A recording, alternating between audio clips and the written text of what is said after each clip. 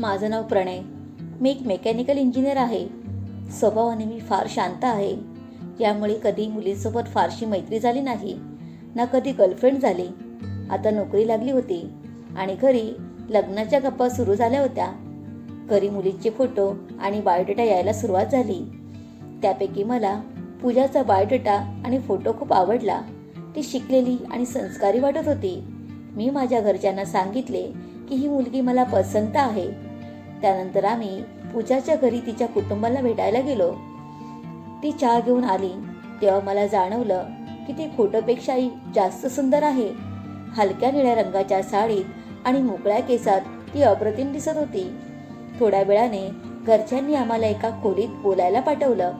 तिथे ती शांत होती. तिच्या चेहऱ्यावर आनंद नव्हता. माझ्या मनात शंका आली की कदाचित मी तिला आवडलेलं दिसत नाही. मी सुरुवात करत तिला विचारलं, तू काय करतेस? तिच्या चेहऱ्यावर राग दिसला आणि ती म्हणाली, तुम्ही बायोडेटा वाचलाच नसेल तर मागवायचाच का? तिचं हे उत्तर ऐकून मी गोंधळलो. मला कळून चुकलं होतं की तिला मी पसंत नाही. मग मी तिला थेट विचारलं, तुला मी आवडत नाही का? माझ्या प्रश्नावर ती माझ्याकडे पाहून हसली आणि तशीच दाराकडे वळली. तिने दार हातून लावून घेतले आणि हळूहळू माझ्याकडे येऊ लागली. तिने माझ्या नजरेत रोखून पाहिले.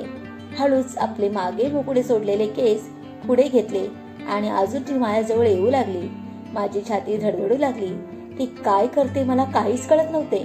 इतक्यात बाहेरून आवाज आला. तसंच तिने दरवाजा उघडला आणि तिची आई आत आली. तिने आम्हाला बाहेर नेलं. मला जाणवलं की तिची आई आमचं बोलणं ऐकत होती.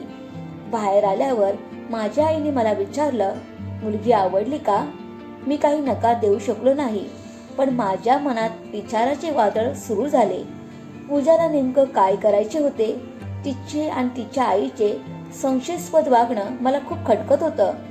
तरी सुद्धा माझ्या आई वडिलांसाठी शेवटी मी लग्नाला होकार दिला. पण माझ्या मनात अजूनही प्रश्न होते. मी पूजाचा नंबर मागवण्याचा प्रयत्न केला. मला तिच्याशी बोलायचे होते, पण तिच्या आईने सांगितले की तिचा फोन बिघडला आहे. काय करू अजिबात कळत नव्हते. मग एके दिवशी अचानक एक अनोळखी नंबरवरून मला फोन आला. ती पूजा होती. ती म्हणाली, माझा फोन आईने काढून घेतलाय. मी तुझ्याशी बोलायला आले. तू भेटशील का? तिने मला तिच्या मैत्रिणीच्या घरी बोलवले. मी तिला भेटायला गेलो. तिथे गेल्यावर तिने माझी माफी मागितली. मग मला म्हणाली, त्या दिवशी मला तुला काहीतरी दाखवायचे होते, पण आई आली आणि राहून गेले.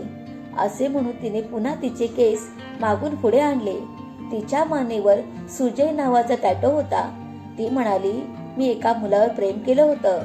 त्याच्या नावाचा टॅटो मी काढला, पण त्याने मला फसवलं आणि दुसऱ्या श्रीमंत मुलीशी लग्न केलं. त्यानंतर मला लग्नावर आणि मुलांवर विश्वासच राहिला नाही. याआधीही 2 मुले मला पाहायला आली होती. त्यांना सुद्धा मी हा टॅटो दाखवला आणि माझ्या भूतकाळाबद्दल सांगितलं. तसं त्यांनी मला नकार दिला.